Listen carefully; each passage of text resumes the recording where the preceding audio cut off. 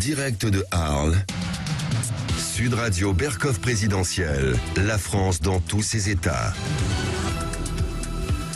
Eh bien, nous sommes à Arles, nous sommes à l'hôtel Voltaire, en plein centre d'Arles. Et en Arles, il y a, tout près d'ici, pas loin, un village de Camargue. Un village de Camargue qui fut le refuge après 1962 de milliers de harkis parvenus à fuir l'Algérie, parce que n'oublions jamais que des milliers d'entre eux n'ont pas été évacués comme il aurait fallu le faire, et ils ont connu le sort terrible que l'on connaît. Ce village de Camargue s'appelle Mastibert ou Matibert, je ne sais pas. Mastibert, c'est ça. Et donc, nous sommes effectivement, et nous sommes ravis de les recevoir, avec Ali Boualem, qui est membre de l'association des rapatriés et leurs amis du pays d'Arles.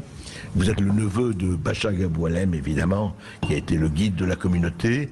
Et nous sommes aussi avec Abdelkader Mokhtari, représentant du collectif national Justice pour les Harkis. Et on va parler effectivement de ce projet de loi qui vient de sortir. Vous me direz ce que vous en pensez. Alors, d'abord, Ali Boualem, je voulais savoir comment ça s'est passé, comment vous êtes arrivé ici. Donc, ça date, 60 ans. Racontez-nous. Alors après la fin de la guerre d'Algérie, donc après les accords d'Évian, le Bachaga Boualem, donc mon oncle, voulait se retirer dans le Haut-Var. Et il avait un de ses amis qui lui avait conseillé une région qui ressemblait à peu près au Arsenis. C'est une région qui se trouvait entre Crau et Camargue. D'accord. Et donc il avait dépêché... Retrouver un peu le pays, quoi. Enfin, voilà, tout à fait. Ouais. Et donc, mais lui, dans sa première idée, c'était de se retirer au Var. Voilà. Comme il était vice-président de l'Assemblée nationale, donc il connaissait assez bien la France. Bien sûr. Et il avait envoyé mon cousin, son fils Ali, qui est venu prospérer sur le pays d'Arles. Il s'est présenté au maire d'Arles à l'époque, qui était un socialiste, Charles Privat, qu'il avait très bien reçu d'ailleurs, et il avait aidé à trouver ce vieux mas qui était le mas fondu, qui se trouve à 15 km d'Arles. Oui. Et ce vieux mas donc, était délabré, il n'était pas cultivé, c'était des terres vraiment friches, arides. Et donc on s'est installé avec ma famille et une soixantaine de personnes. Nous avons atterri donc sur la base d'Istres par l'armée avec 2 Atlas, Nord Atlas 2000. Et directement, d'Orléansville à Istres. Et d'Istres, donc l'armée nous a ramenés jusqu'au mas fondu, où l'armée nous a mis des tentes pour les jeunes, pour qu'on puisse, les vieux, il y avait 4 chambres, c'était pour les vieux, et nous on avait des tentes, donc on a vécu sous des tentes pendant qu'on fasse les travaux et qu'on s'organise. Et puis par la suite, donc le Bachaga est monté à Paris, donc c'est en 62, c'était au mois d'octobre, septembre-octobre 62. Il est monté voir le gouvernement, il a dit moi je veux récupérer mon arca, qui sont dispersés un peu dans tous les camps de France. Et à l'époque, il a été reçu par le ministre Boulet. Son arca, pardon, l'arca du Bachaga était de combien, à peu près de combien de personnes? À l'époque, je ne sais pas exactement le chiffre, mais je pense qu'on était pas loin de 4000 personnes. D'accord. Peut-être, oui, entre 4000 et 6000 personnes. Il a voulu donc les rassembler. Enfin. Il a voulu les rassembler parce que, qu'est-ce que vous voulez, il les a aidés à s'engager pour aimer la France. Ils l'ont suivi et ils ne voulaient pas les abandonner. Bien sûr. Et donc, comme nous on était rapatriés par l'armée, il s'est un peu inquiété pour son arca. Et donc, alors, il a été voir le gouvernement de l'époque qui lui a demandé est-ce qu'il pouvait lui faire un camp sur Mastibert. Et donc, il a été écouté par les autorités, en commun accord avec le maire d'Arles, qui a donné 4 hectares de terre pour pouvoir construire ce camp. Et en 63, on a commencé la construction de ce camp. De Mastibert. D'accord. Qui était un camp un peu exceptionnel par rapport aux autres camps de Bias. C'était un camp ouvert où tout le monde pouvait sortir, rentrer quand il voulait. Il y avait une assistante sociale, il y avait une école maternelle, il y avait une salle polyvalente. Vraiment, il y avait une organisation qui était mieux que dans les autres camps. Il faut dire ce qu'il en est. Et donc, tous les harkis qui se trouvaient dans les autres camps ont voulu venir rejoindre le Bachaga. Et donc, on a commencé la première tranche. Et on a reçu à l'époque, je me souviens, c'était 60 familles. Et puis après, petit à petit, deuxième, troisième tranche. En tout, il y a eu combien de personnes Nous avons eu là-bas 150 familles, exactement dans le camp. D'accord. Et après, c'est vrai qu'il y en a qui sont venus par leurs propres moyens, qu'ils ont pu acheter dans le village. Tout le monde s'est regroupé autour du Bachaga à Massibert, et puis un peu à Arles, un peu dans le pays d'Arles. Voilà. D'accord. Et donc ce camp a été là jusqu'en 1985. Ils ont vécu dans des conditions, il n'y avait pas assez de boulot à l'époque, il n'y avait pas d'entreprise, il a fallu attendre 1970 pour qu'ils puissent, que l'usine de Fos s'installe.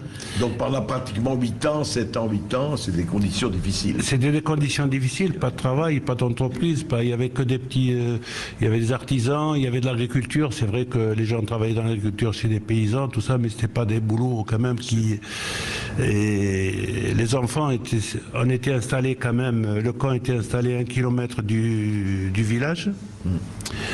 Et donc les enfants allaient à pied à l'école jusqu'à Mastibert, ils revenaient, il n'y avait pas les conditions d'accueil qu'il y a aujourd'hui pour ces nouveaux Français qui arrivent. Et donc on a eu des moments très difficiles et voilà. Et à partir de 70, ça a commencé à changer. Et aujourd'hui, alors on parle, alors on est ensemble. Alors, le Mastibert, c'est combien? Il y a toujours combien de familles, combien de... Eh bien aujourd'hui, pour revenir un peu en arrière, en 70, c'est vrai qu'il y avait l'usine de Fos qui s'est installée.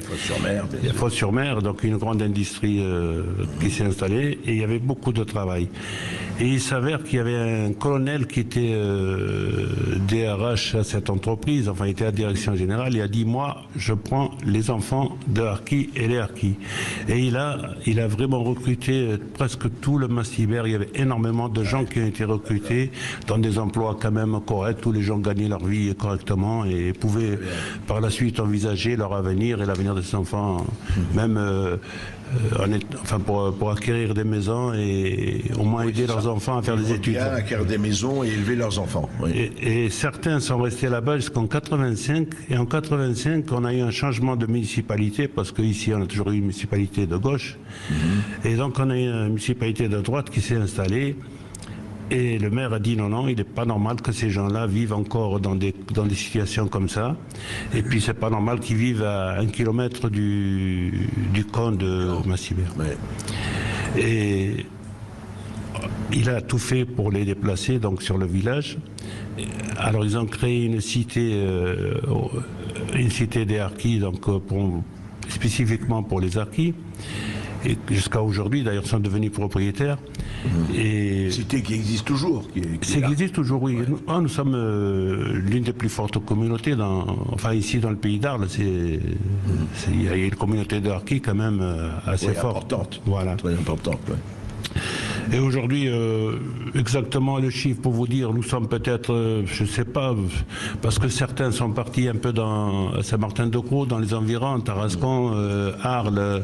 Mais dans la région, vous êtes à peu près plusieurs milliers. Ah oui, nous sommes dans la région vous voulez dire dans les Bouches-du-Rhône? Oui. Dans les Bouches-du-Rhône, c'est la plus forte.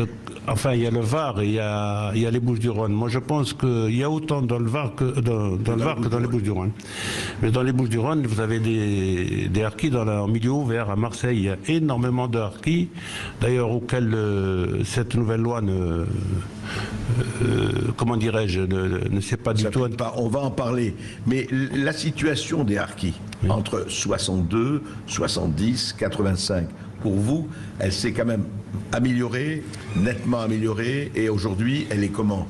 Oui, depuis c'est vrai qu'il y a eu quand même une évolution. La communauté Harkis s'est intégrée à la société française, et vous savez, aujourd'hui les jeunes ont fait des études, certains ont créé des entreprises, ils ont essayé d'évoluer, d'être assimilés à ce pays qui est le leur, je veux dire. Voilà, alors nous sommes organisés même dans nos morts. Nous avons les premiers à faire les caveaux sur Mastibert. On a une organisation quand même de citoyens français à part entière. Et justement, alors, on va un peu parler d'aujourd'hui, on va revenir à faire bien sûr Abdelkader Mokhtari. Alors, ça fait exactement toute l'année, on va ou célébrer ou se rappeler des accords d'Évian avec le meilleur et le pire, ce qui s'est passé effectivement. Mais pour vous quand même, moi je voudrais poser la question à tous les deux, mais Abdelkader, est-ce que vous restez avec ce souvenir qu'on peut comprendre que le fait qu'il y ait eu des milliers ou des dizaines de milliers de harkis abandonnés à leur sort en Algérie? Est-ce que quelque chose qui est encore, je dirais pas une plaie ouverte, mais quelque chose à souvenir et un sentiment très difficile à porter, où vous dites, bon, ben c'est le temps, il y a eu des choses terribles et le temps fait son œuvre? Moi je crois qu'on peut toujours considérer que c'est une plaie ouverte. En réalité, ça fait des années qu'on oublie le temps, Ali Boilem et tant d'autres fans de harkis qui veulent faire toute la lumière sur cette histoire tragique des harkis. Et on voit bien que les années ont passé, les gouvernements ont changé, mais en réalité, on n'a jamais voulu aller jusqu'au bout de cette démarche de vérité. Et on le voit encore aujourd'hui avec cette loi voulue par le président Macron. En réalité, là aussi, les beaux discours que nous avons eus le 20 septembre de la part du président qui a demandé pardon aux harkis, en réalité ne se sont pas concrétisés par les actes forts que nous attendions. Ah bon? Ce pardon, effectivement, les harkis, quand ils ont entendu, les harkis et leurs proches, bien évidemment, quand ils ont entendu ce discours, ont été effectivement très touchés. Parce qu'aucun président de la République n'avait eu le courage de demander pardon à toutes ces victimes. Il n'empêche que ce pardon aujourd'hui est difficile à accepter parce que la réparation qui doit découler de cette reconnaissance des fautes, eh bien cette réparation, nous allons en discuter un peu plus précisément, mais en réalité cette réparation est un nouveau déni de justice.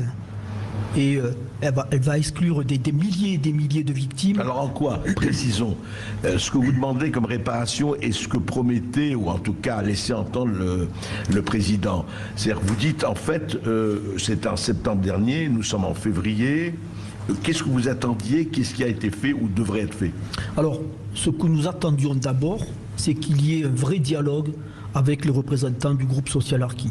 Malheureusement, nous l'avons vu à l'Assemblée nationale et ensuite au Sénat, il n'y a jamais eu de véritable concertation avec les représentants du groupe social harki.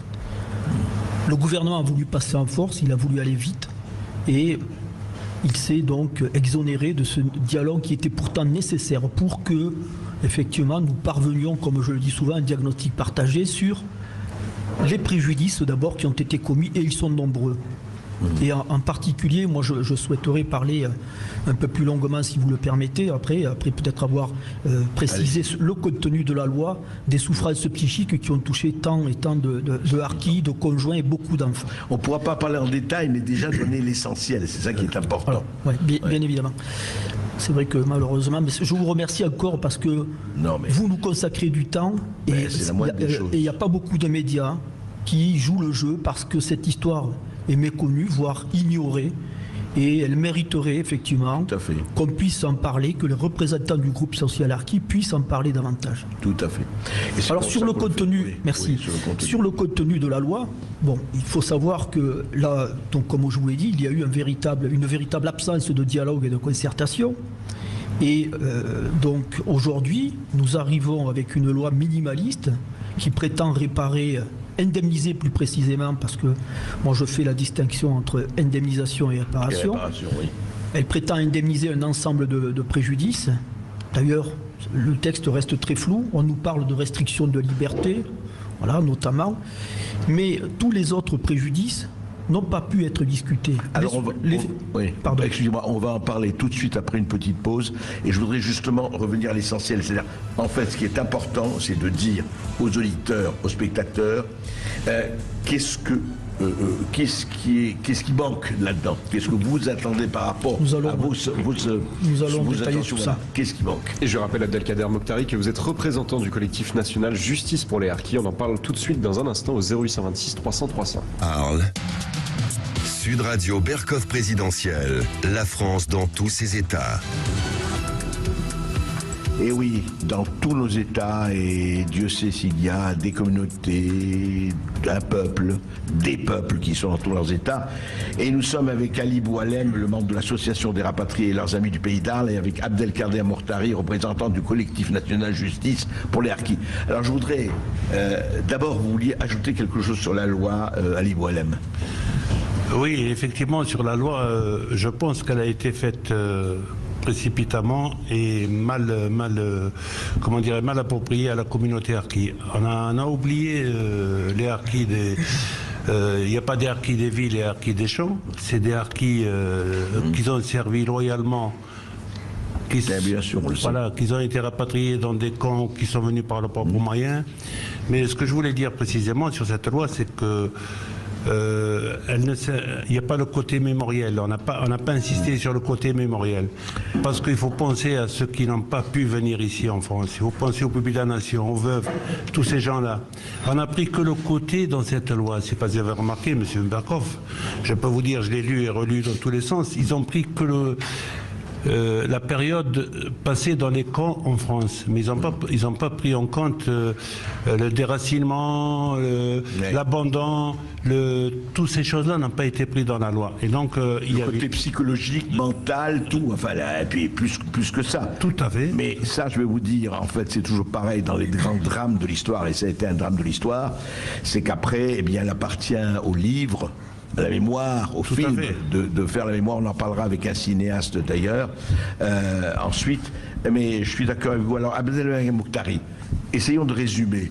Qu'est-ce que vous attendez précisément de cette loi et qu'est-ce que vous pensez qu'il va être fait ou pas?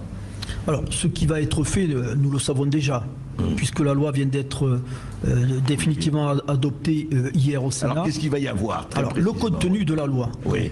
Donc cette loi prévoit d'indemniser pour environ 50 000 personnes, première et seconde génération, donc un ensemble de préjudices qui a été défini donc par le gouvernement.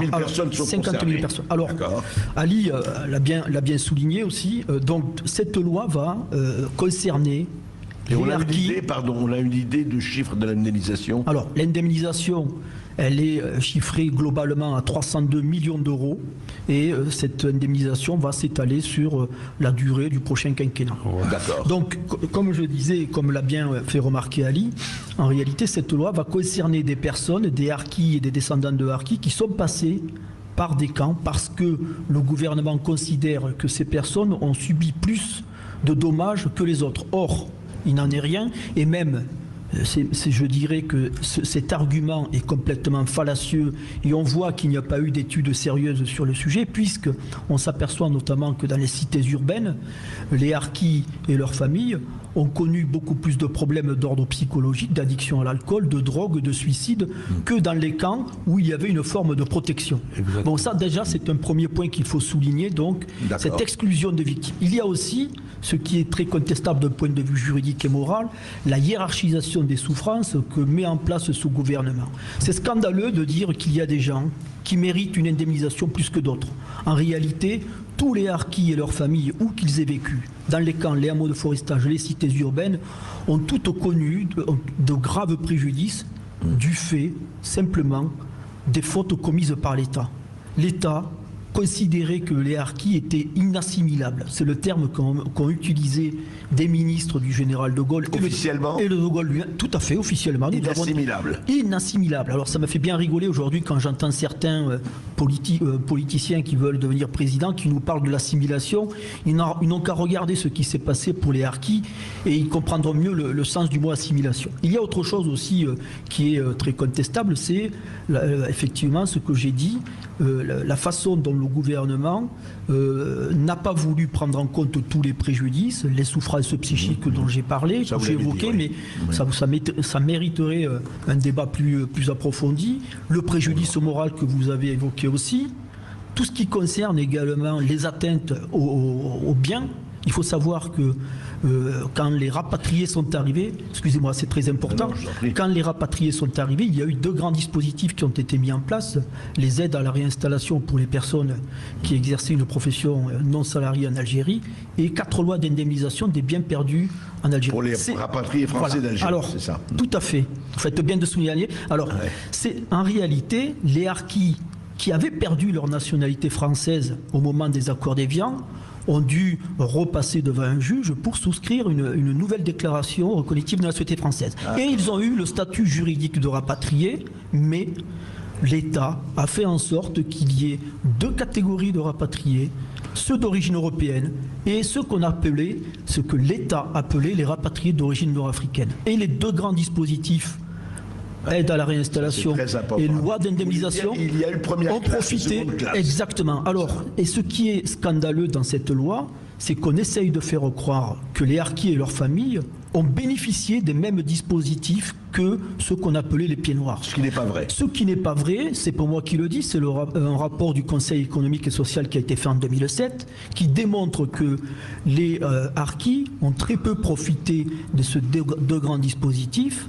Et c'est aussi le rapport d'Iffenbacher du nom d'un ancien député du Lot-et-Garonne qui avait souligné que 32 milliards d'euros valeur 2003 avaient été octroyés aux rapatriés d'origine européenne, alors que les harkis n'ont jamais bénéficié de ces 2 grands dispositifs. Et aujourd'hui, on essaye de nous faire croire que les harkis ont bénéficié de ces aides pour justifier l'indemnisation minimale qui est proposée. Je le rappelle, c'est très important, on a parlé de l'enveloppe globale de 302 millions d'euros. En réalité, il faut savoir que nous avons des barèmes qui vont s'étaler entre 2 000 et 15 000 euros suivant par personne, par victime, suivant la durée de présence dans les lieux qui ont été retenus par le gouvernement.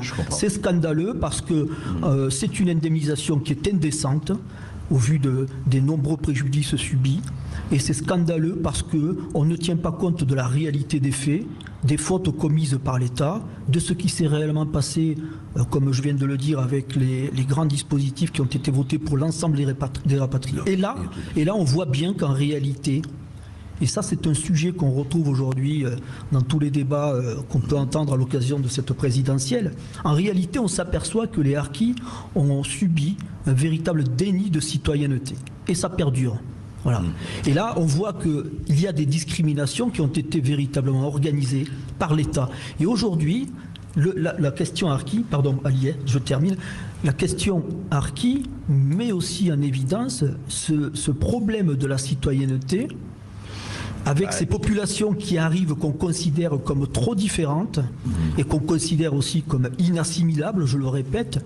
Et on voit comment, en réalité, comment les politiques d'intégration sont en réalité complètement à côté de la plaque. Mais je crois quand même que c'est très différent ce qui se passe aujourd'hui au niveau de l'immigration et au niveau. Je crois que vous faites bien de souligner. C'est le problème de l'intégration. Moi, je parle, quand on parle, si on veut faire un parallèle avec ce qu'on appelle les migrants aujourd'hui, moi, je parle surtout de ceux qui sont en situation régulière ou ceux qui étaient comme nos parents quand ils sont arrivés en France, c'est-à-dire des réfugiés qui fuyaient la guerre de leur pays. Parce que c'est un autre problème et dont on va parler beaucoup, mais y compris avec vous.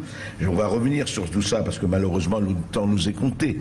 Mais on ne peut pas assimiler, si vous voulez, pour moi, vous n'étiez ni des immigrés clandestins, ni des gens qui cherchent. Vous étiez des réfugiés. Des Français, effectivement, réfugiés par nécessité. Alors, monsieur, oui, mais c'est important, c'est important de rappeler que nos parents ont été déchus de la nationalité française, qu'ils ont dû repasser devant un juge pour redemander cette nationalité, et on les a considérés comme des réfugiés, puisqu'on le voit bien. Mais je voudrais savoir juste un mot. Je voudrais savoir ce que vous pensez, là aujourd'hui, c'est intéressant, c'est que pourquoi on ne demande pas à l'Algérie aussi de s'excuser pour les massacres de harkis qu'il y a eu en Algérie. Alors pourquoi mais c'est très simple à comprendre en réalité.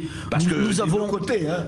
mais évidemment, moi je parle de ce qui se passe en France parce que nous sommes sur le territoire français. Maintenant, si on veut aborder la question de la responsabilité de l'État algérien, il y a beaucoup à dire. Sauf que aujourd'hui, tout le monde le sait, nous avons un gouvernement algérien qui est encore plus dans le déni que le gouvernement français et qui instrumentalise une histoire pour légitimer son pouvoir. Donc c'est difficile effectivement d'aller demander à l'Algérie de rendre des comptes sur les massacres de Harki.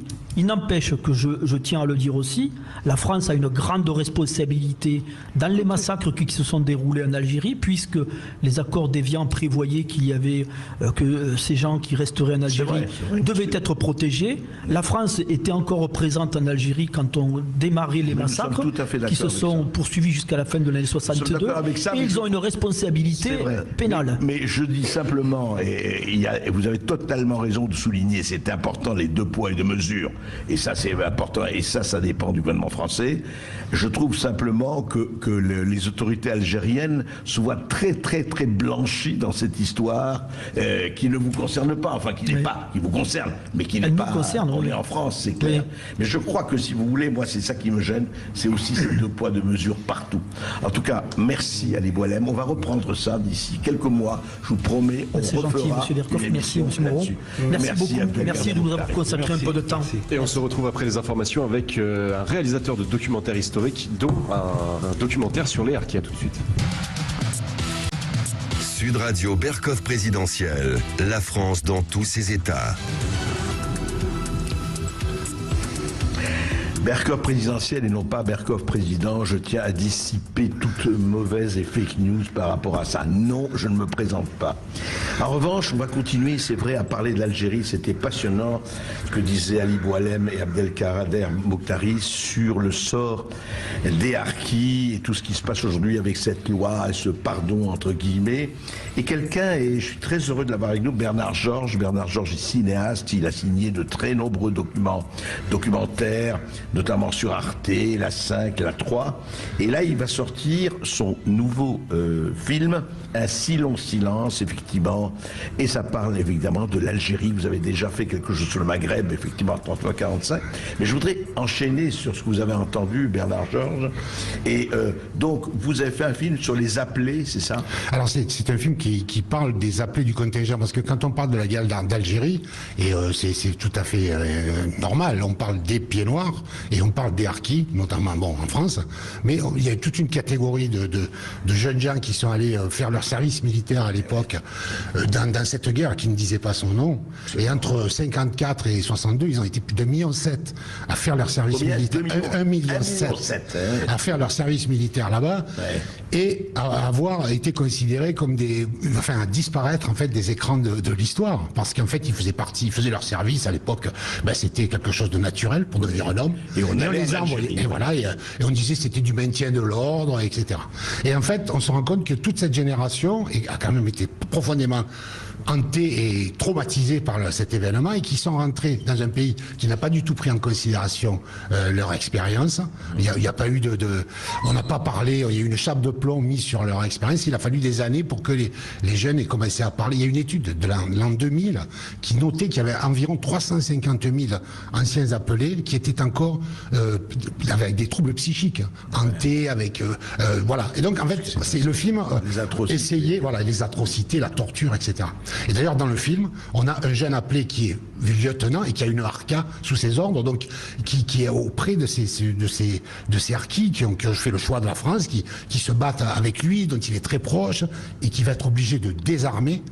Parce que c'est ce qu'on lui demande de faire, de désarmer ces harkis, et qui les abandonne, et qui jusqu'à aujourd'hui vit dans cette horreur d'avoir abandonné ces hommes qu'il aimait et qu'il n'a pas pu ramener en France. Donc il faut pas oublier tous ces harkis qui sont restés évidemment sur place, qui ont été éliminés par les Algériens, par la FLN.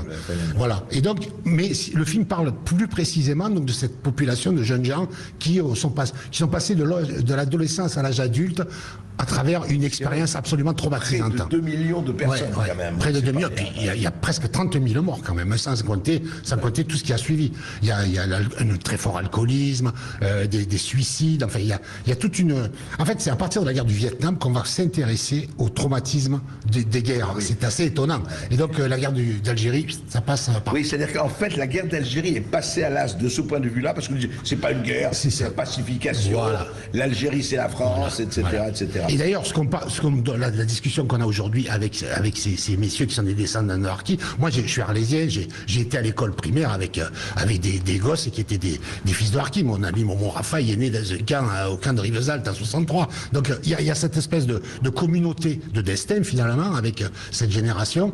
Et je trouve que ce qui manque le plus aujourd'hui, c'est qu'on s'intéresse à l'histoire, en fait. C'est-à-dire qu'on oublie ça, c'est la mémoire, l'histoire. Quand Abdelkader Mokhtari, Ali Boualem, le mémorial, c'est important. Comment on peut bâtir quelque chose si on l'oublie si on oublie ce qui s'est passé. Bien sûr. Et alors, qu'est-ce que vous avez... Alors, Bernard, vous avez donc interviewé... Voilà, alors c'est un film de témoignage, voilà. Donc ça va être... Voilà, c'est des témoignages, donc c'est des témoignages qui sont... On s'est intéressé à la période de leur retour, c'est-à-dire comment ils rentrent, comment on les accueille, on se rend compte que dans leur famille, les gens pensent qu'ils ont passé des vacances, ils sont bronzés, il y a un vrai décalage. Et en plus, ils sont... Oui, et puis ils sont dans une espèce de déni eux-mêmes, parce que toutes les lettres qu'ils envoient pendant leur service, ils veulent pas inquiéter leur famille. Donc en fait, eux-mêmes créent cette espèce de décalage et ce silence. Et en fait, le film explore ce silence pendant des années il faudra attendre 1999 pour que la République française reconnaisse que les jeunes qui avaient fait leur service en Algérie avaient participé à une guerre. C'est-à-dire que c'est qu'en 1999, donc plus de 39 avant ça n'existait pas. Il n'y avait pas de guerre. Il n'y avait pas de guerre. C'était du maintien de l'ordre. C'était voilà. Et donc c'est à partir de 1999 qu'une loi reconnaît qu'il y a bien eu une guerre en Algérie, que donc tous ces jeunes ont le statut d'anciens combattants. Et à partir de là, il y a un phénomène mémoriel qui se met en place. Et puis dans les années 2000, c'est surtout la révélation de la torture. Donc là, on a toute voilà. Donc à partir de là, on peut dire que les souvenirs remontent à la surface. Voilà. Etc. Et là, le film raconte le retour de ces souvenirs qui remontent à la surface. Quel est le sentiment qui domine chez ces jeunes? Ces jeunes, aujourd'hui, ils ont 80 ans pratiquement, voire un peu plus, et ils ont vraiment le sentiment d'avoir été abandonnés, d'avoir été sacrifiés en fait, d'avoir été sacrifiés au nom d'une histoire qui n'était pas la leur, d'une part, parce qu'on leur avait pas expliqué, puis qu'à l'époque, encore une fois, parce qu'à l'époque, c'est l'Algérie, c'était la France. Oui, puis c'est ce qu'on leur disait. Oui, puis on leur disait même plus simplement que ça, tu dois faire ton service militaire pour être un homme. Donc voilà, oui, c'était un passage obligé pour devenir un adulte. Et ils ont tout le sentiment d'être, allez, je vais employer ce mot, un peu cocufiés, qu'ils ont été. Tout à fait. Très récemment, il y a eu justement une exposition sur la guerre d'Algérie où il était question pratiquement uniquement des pieds noirs et des harkis comme victimes de cette guerre. Donc les appelés du contingent sont passés par perte et profit. Ils n'apparaissaient même pas dans cette exposition qui a été organisée par l'ONAC. Donc c'était quand même quelque chose d'officiel. Donc jusqu'à aujourd'hui, ça reste quelque chose qui a disparu des écrans de l'histoire en fait. C'est intéressant parce que ce que vous dites, Bernard, c'est ce que disait Abdelkader Mokhtari et Ali Boualem, c'est une plaie ouverte encore. Absolument. C'est pas terminé, quoi. C'est pas terminé. C'est terminé du point de vue des événements, mais c'est pas terminé dans les consciences et dans les têtes. Absolument. Voilà. Mais alors, ce qui est intéressant, c'est que, bon, alors, évidemment, on arrive au 60e anniversaire, donc on a un peu voilà, nous, on a fait ce film autour du 60e anniversaire. Bien sûr. Et déjà, dans Le Monde, dimanche dernier, il y avait un très bel article de Jacques Henrep, qui d'ailleurs est dans mon film et qui est installé pas loin d'Arles, à Bouillargues, qui est un de ces anciens appelés qui est dans mon film et qui raconte dans le journal Le Monde, un portrait magnifique, tout ce qu'il a vécu et tout ce qui ramène comme traumatisme autour de cette guerre, puisque lui, il a en plus assisté, même s'il n'y a pas participé, il a vu la torture, il a été, enfin, jusqu'à aujourd'hui, il est traumatisé. Donc voilà, et ça c'est un élément qui a disparu des écrans en fait. Oui, c'est pour ça que c'est très intéressant, on arrive toujours à ça, c'est la mémoire. Et ce que vous faites, vous, enfin les auteurs, les écrivains, les cinéastes, c'est les courriers de la mémoire, c'est les lanceurs de l'alerte mémorielle, c'est vrai. Mais bien sûr, mais moi je suis toujours effaré. Je vais dans les festivals, je vais dans les écoles, je présente mes films, mais je suis toujours un peu déçu, comment dire, de voir comment l'histoire disparaît et s'efface. ce qui manque, je trouve, à la génération actuelle, justement, c'est de prendre le temps de regarder notre passé, de le regarder de près, et d'essayer de comprendre comment nous sommes arrivés là. Est-ce que vous savez, alors, vous êtes arlésien, enfin, vous êtes en Paris-Arles, est-ce que vous savez si Arles et la région, a quand même fait des choses de ce point de vue-là, que ce soit des manifestations, que ce soit du mémoriel, etc., et pas seulement le musée de la colonisation, etc. Est-ce qu'il y a eu des choses qui ont été faites à votre connaissance Non, à part les événements qui sont des événements, les 11 novembre, les fêtes officielles, je n'ai pas le souvenir. Par contre, comme je vous le disais tout à l'heure, moi j'ai été à l'école primaire avec des fils de harkis. Vous en parliez c'est-à-dire, à l'époque, je n'ai pas le souvenir de ce qu'on pouvait se dire, mais j'ai appris assez tardivement, genre quand j'ai commencé à faire des études d'histoire, j'ai appris assez tardivement que des gens comme Momon Raphaël que je fréquentais, qui sont à peu près de ma génération, étaient nés dans un camp de regroupement à Rivesaltes. Je ne le savais pas. J'avais l'impression que c'était mon copain de classe, mais j'ai pris petit à petit conscience de ce que ses parents avaient vécu et ce que lui-même avait vécu. Mais vous savez que pour préparer juste l'émission, on va finir là-dessus.